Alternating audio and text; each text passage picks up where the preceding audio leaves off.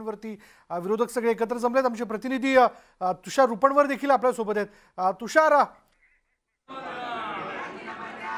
विधान भवनाच्या पायऱ्यांवरती या ठिकाणी भाजपा आमदारांची घोषणाबाजी सुरू आहे।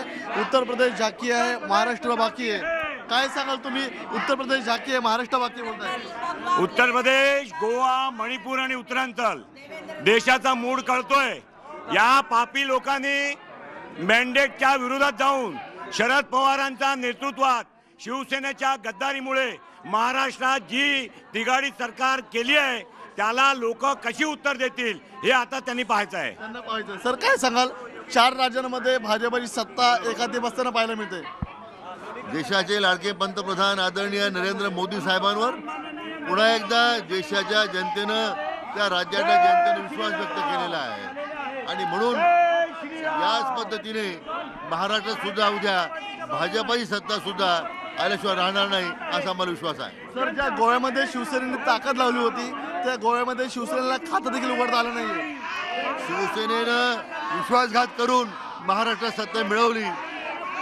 जे गोव्यात घडलं ते उद्या शिवसेनेचं महाराष्ट्रात सुद्धा घडल्याशिवाय राहणार नाही ही आम्हाला खात्री आहे। आपण या ठिकाणी पाहत असाल तर या ठिकाणी सर्व भाजपाचे आमदार या ठिकाणी आनंद व्यक्त करताना पाहायला मिळतात। आपण हे आमदार पाहत असाल, हे आमदार आपल्याला आनंद व्यक्त करताना पाहायला मिळतात की उत्तर प्रदेश झाकी आहे, महाराष्ट्र बाकी आहे। या प्रकारच्या घोषणाबाजी आपल्याला या विधान भवनाच्या पायऱ्यांवरती सुरू असताना पाहायला मिळतात। ज्या प्रकारे आता उत्तर प्रदेशमध्ये भाजपा सत्ता स्थापन करताना पाहायला मिळते त्या पार्श्वभूमीवरती विधिमंडळाच्या पायऱ्यांवरती आपल्याला मात्र भाजप आमदार आनंद व्यक्त करताना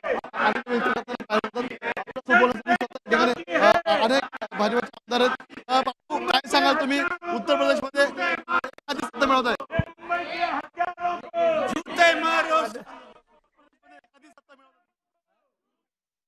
तुषार, तुर्तास धन्यवाद या सगळ्या